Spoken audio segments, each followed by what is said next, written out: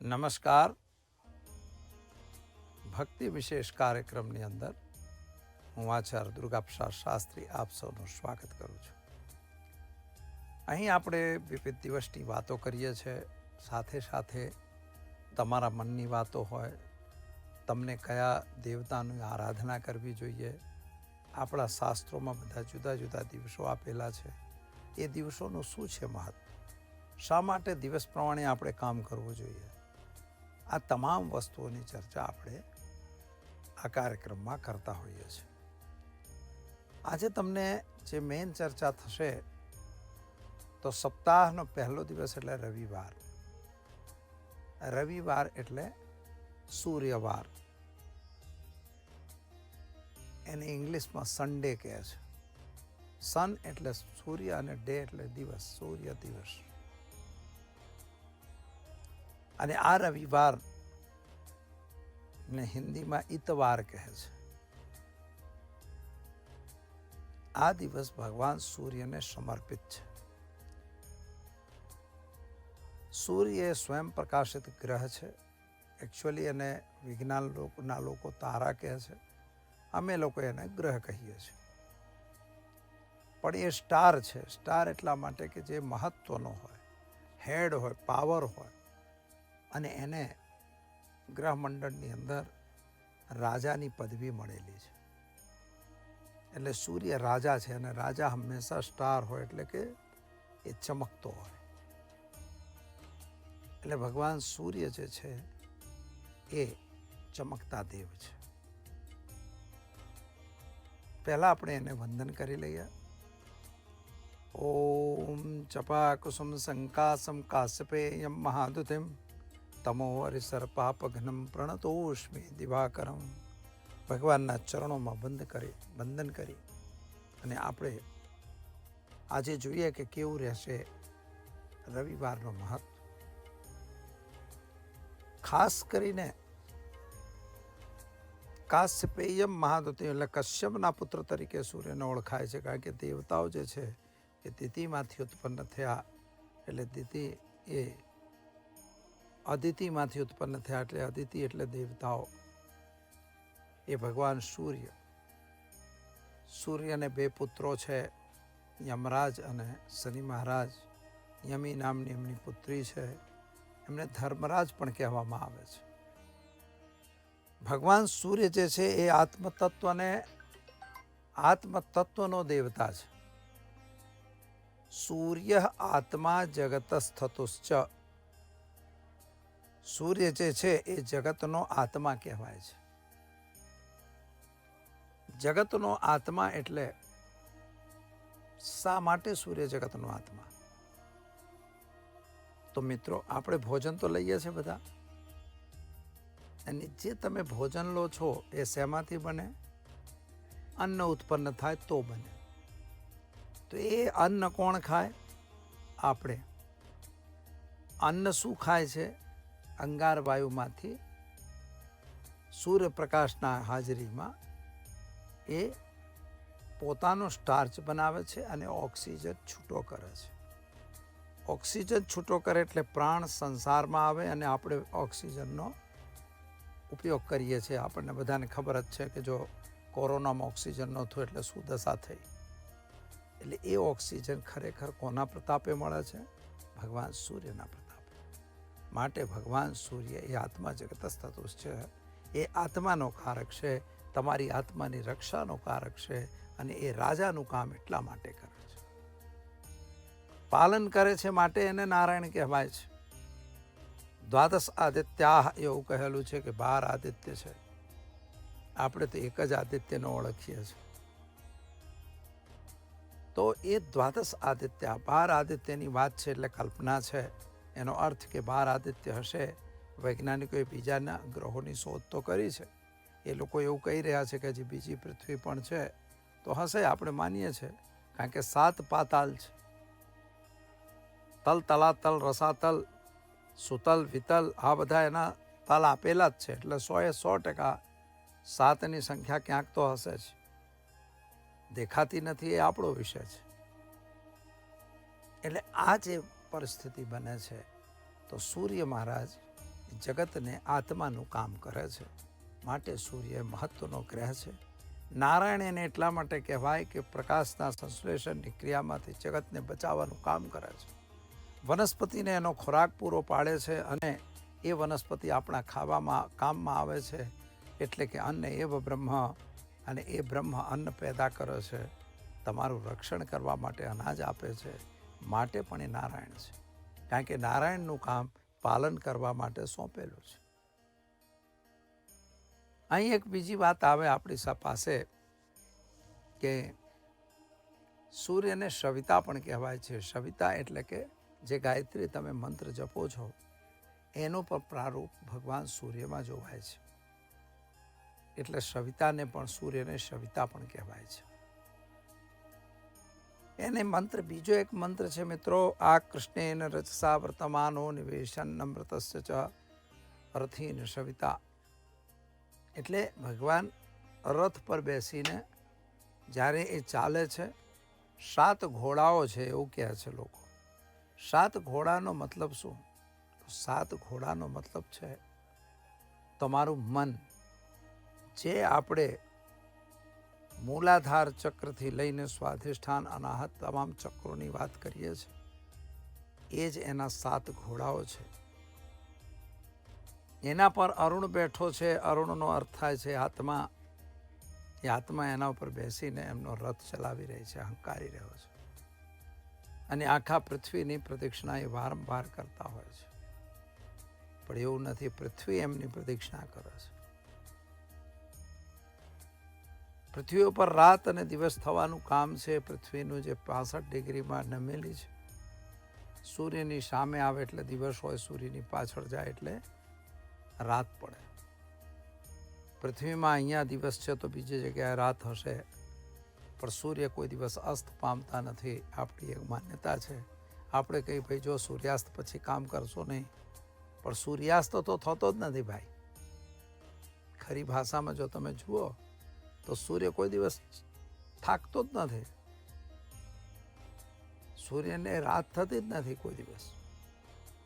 કારણ કે રાત થઈ તો અમેરિકામાં અત્યારે દિવસ છે એનું શું? અથવા અમેરિકામાં અત્યારે રાત છે, આપણે ત્યાં દિવસ છે, તો બંને વચ્ચે ફેર છે. તો જો સૂર્ય આથમી જતો હોય તો અમેરિકામાં અંધારું જ જોઈએ ને, અથવા અજવાળું જોઈએ, જે બી હોય. જો ઉદિત થતો હોય તો સૂર્ય ઉદિત પણ નથી થતો કે આથમતો પણ નથી. સૂર્ય તો પોતાની જગ્યાએ સ્થિર છે. પૃથ્વી એની આસપાસ ફર્યા કરે છે અને પૃથ્વી માતા ફરે છે. જે બાજુ એનો ભાગ દેખાય પૃથ્વી માતાનો એ બાજુ પ્રકાશ દેખાય, અને જે બાજુ ન દેખાય એ બાજુ ન દેખાય. આ સૂર્યની રહસ્ય છે. આને આપણે રહસ્ય તરીકે જોઈએ. સૂર્યનું આટલું બધું મહત્વ છે તો ગ્રહ મંડળની અંદર પણ સૂર્ય મહારાજને નંબર 1 આપવામાં આવેલો છે. અંક જ્યોતિષમાં 1 નંબરનો માલિક પણ સૂર્ય મહારાજ થાય.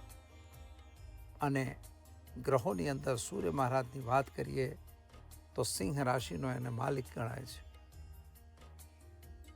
એનો પણ એક અર્થ છે, ક્યારેક આપણે બતાવીશું, કારણ કે બહુ ટાઈમ નથી, ઓછો છે, એટલે વધારે વાત ના થાય. કારણ કે સૂર્ય મઘા રાશિમાં છે.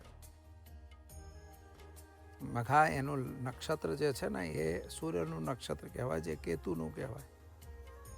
એટલે ટૂંકમાં તમારે કેતુ અને રાહુ જ્યારે ભેગા થાય એટલે જ આષાઢ મહિનાની અંદર સૂર્ય મહારાજ લગભગ સિંહ રાશિની અંદર આવી જતા હોય છે.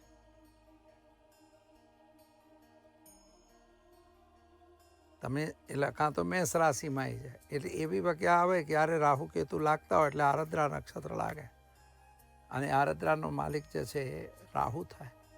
એટલા માટે વરસાદ આવે, ઘનઘોર વાદળાઓ થાય.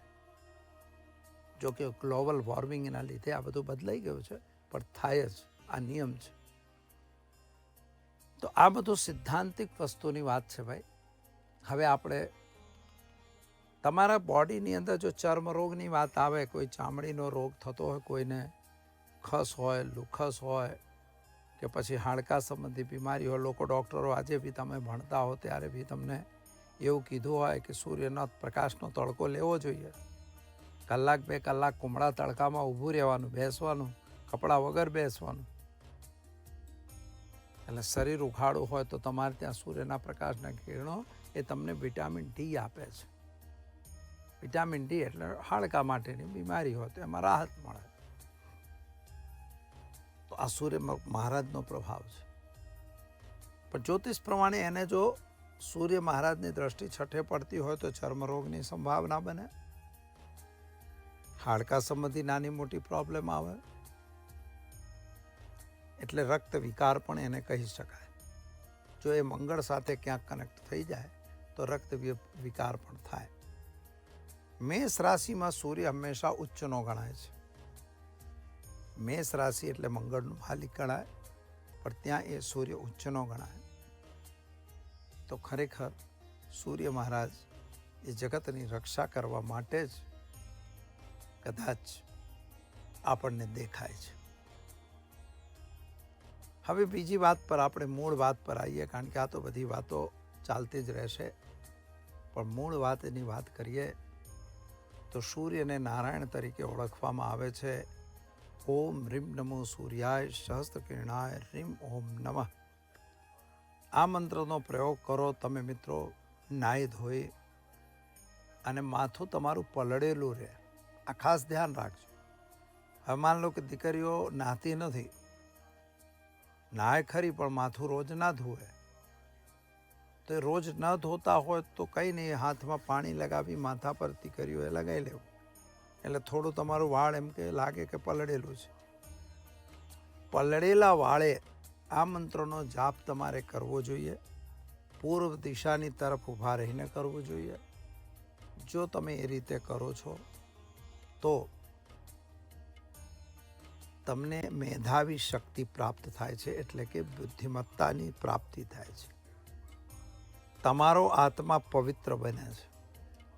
તમારા દરેક કામમાં તમને સફળતા મળે છે. નોકરી હોય કે વ્યાપાર હોય કે લગ્ન વગેરેની કોઈ તકલીફ હોય, એ તમામમાં તમને રાહત મળે છે. સૂર્ય મહારાજનું જે વાત કરીએ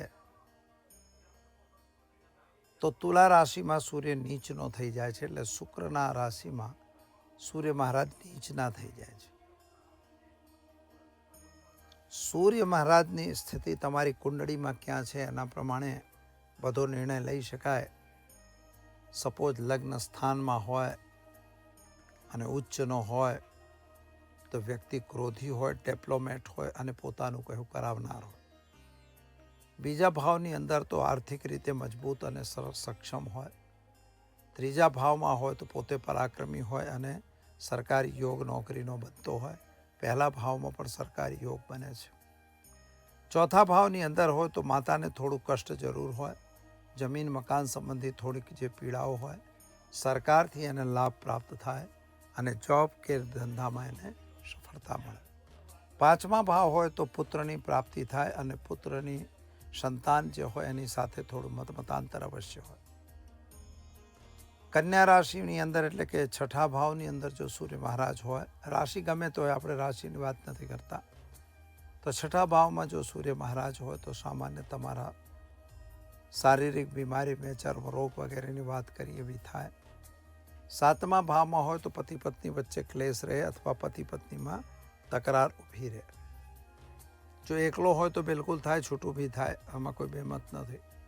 આઠમા ભાવમાં હોય તો પતિ પત્નીના સંબંધો ઓછા થાય. બાલી વારસાની મિલકતો મળવાની હોય એમાં પણ કદાચ ઘણા કાનૂની દાવ પેચ આવી જાય. ભાગ્ય સ્થાન એટલે કે નવમા ભાવમાં સૂર્ય મહારાજ હોય તો તમારું ભાગ્ય ઉજ્જવળ પણ બની શકે, કામ બી સારું થાય. દસમા ભાવમાં હોય તો સરકારી જોબના ચાન્સ મળે. નવમા ભાવે સરકારી જોબ મળે છે અને પિતા સાથે થોડા મતાંતર અવશ્ય રહે. 11મા ભાવની અંદર જો હોય તો આવકનો સોર્સ જે હોય તો જે તે રાશિ પ્રમાણેનો સોર્સ હોય અને મેન કામાણીનું સાધન જે છે નોકરી હોય.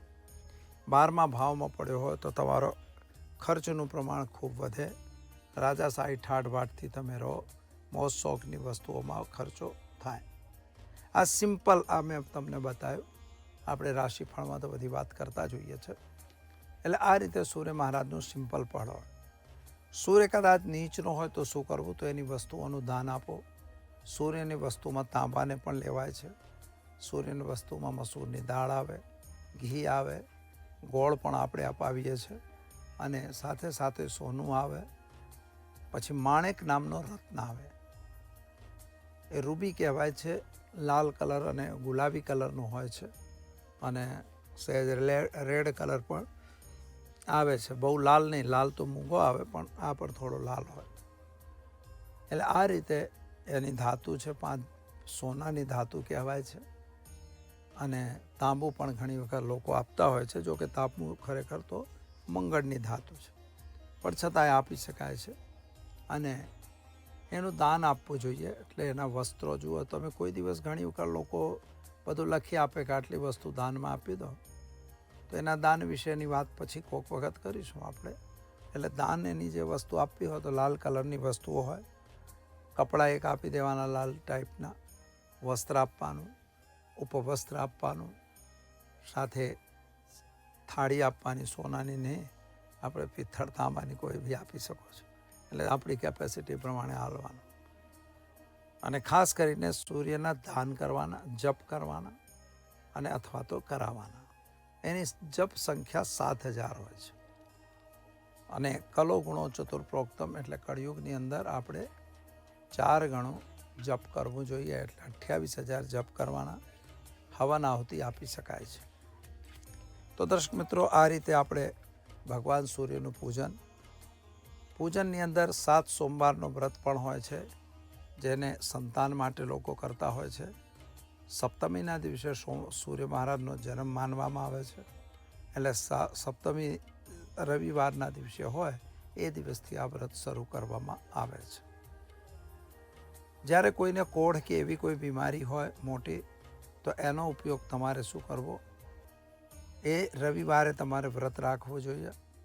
અને 2 કોડિયાની અંદર બપોરના 12 વાગે એકમાં દૂધ અને એકમાં જળ ભરી તડકે મૂકવું. એટલે કે ધાબા પર અથવા તો ઘરની બહાર જો જગ્યા હોય તો, અને ત્યાં મૂકીને એને સિંદૂરથી પૂજા કરી, થોડા ફૂલ હોય તો લાલ ફૂલ ચડાવી પૂજા કરી ભગવાન સૂર્યને અર્ઘ્ય આપવું જોઈએ. સાંજના અંધારું થતાં પહેલાં, એટલે 6 વાગ્યા પહેલાં અવશ્ય કરીને તમારે જમી લેવું. એટલે સૂર્યાસ્ત થાય એ પહેલાં તમારે જમવાનું હોય છે. ખીર વગેરે જમી લેવું. એટલે ગળ્યું ખાવાનું, મીઠું ખાવાનું હોતું નથી. તો દર્શક, આ રીતે સામાન્ય તમે પોતાના જાપ વગેરે કરી શકો છો. ભગવાન સૂર્યનું અર્ઘ્ય જે છે ગાયત્રી મંત્રથી બી આપી શકાય. અને ખાસ કરીને જો ચણાની દાળ, ગોળ, તમારે સૂર્યને જો અર્ઘ્ય આપવું હોય તો કાળા તલ, હળદર અને ચોખા, આ 3 વસ્તુઓ નાખીને આપો તો એનાથી તમારા શનિ મહારાજ, ગુરુ મહારાજ અને ચંદ્રમા મહારાજ 3 ગ્રહો શુભ થાય છે. પાણીને શુક્ર કહેવાય, એટલે એ પણ શુભ થાય છે. એટલે તમારા કુંડળીમાં, તમારા જીવનમાં આવનાર અવરોધો દૂર કરે છે. તો દર્શક મિત્રો, દરેક જણાએ આ પૂજન તો અવશ્ય કરવું જોઈએ. ચાલો, હવે સમય થયો છે રજા લેવાનો. આવતીકાલે ફરી મળીશું નવા વિષય સાથે. જય શ્રી કૃષ્ણ, જય માતાજી, જય સૂર્યનારાયણ.